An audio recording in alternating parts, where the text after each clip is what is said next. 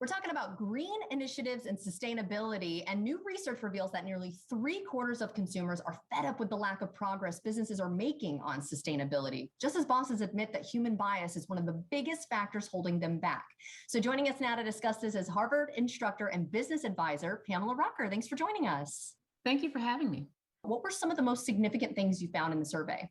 So I worked with Oracle to commission a global study on sustainability and social issues. And what we saw was that the past 2 years have really put sustainability and social issues under the spotlight, and people just want businesses to step up. In the survey results, we saw issues on both the customer and the company side in 4 different ways. First, people are tired and they're frustrated and they want businesses to step up and do something about these issues. We've gone through a pandemic, they've seen racial injustice and environmental change, and they feel like something has to be done.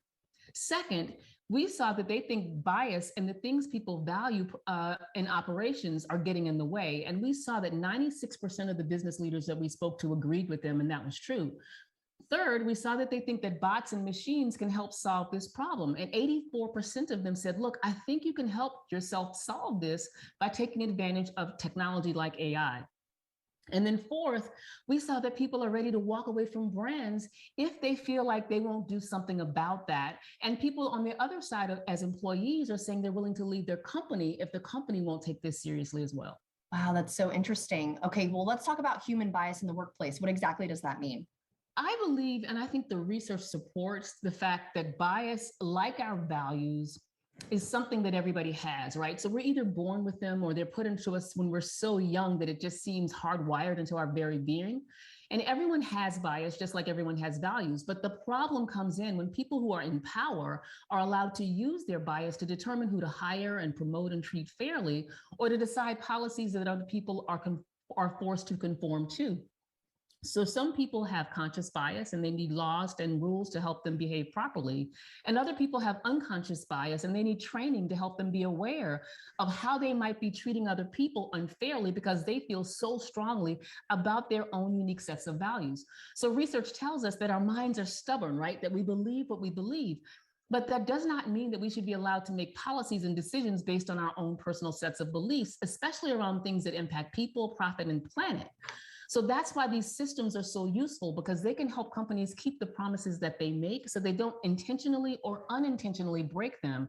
And then keeping those promises builds value for the companies in the eyes of their customers and in the eyes of their employees. Well, let's talk about what businesses and consumers can do to really take action on sustainability. Well, people can first start by thinking about the things that they care about, right? So think about their own emotional motivators. And on the consumer side, they can actually use a simple framework called think, feel, do to ask themselves questions like, what do I think about what's been happening over the past 2 years? And how do I feel about that? And then what should I do? And I say this because in the survey, we saw the emergence of what we call shadow players. And these are people who have started changing their minds on these issues, even if they haven't started doing anything about it yet. But then you want to make your thoughts known. So you want to buy from brands that you believe in and work for companies that you believe in and that are in alignment with what you say that you value. And on the business side, you want to listen to your customers and your employees and understand the emotions that are driving them, because your competitive advantage depends on who you can hire and your profit depends on who you can sell to. So you want to be emotionally connected to stay connected with them so they'll have a reason to actually work for you and buy from you.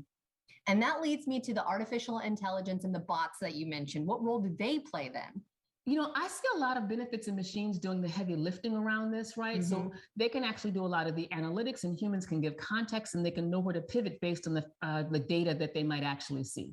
But the emotional part, that's on us. The emotional part's on you, right? Yeah. And actually being able to understand what those emotions are and what actually matters to people. And we see in the research that ESG is really mattering a lot to both employees and customers right now. All right. Well, where can we go for more information on this? Well, you can find out more and get a full copy of the report at oracle.com.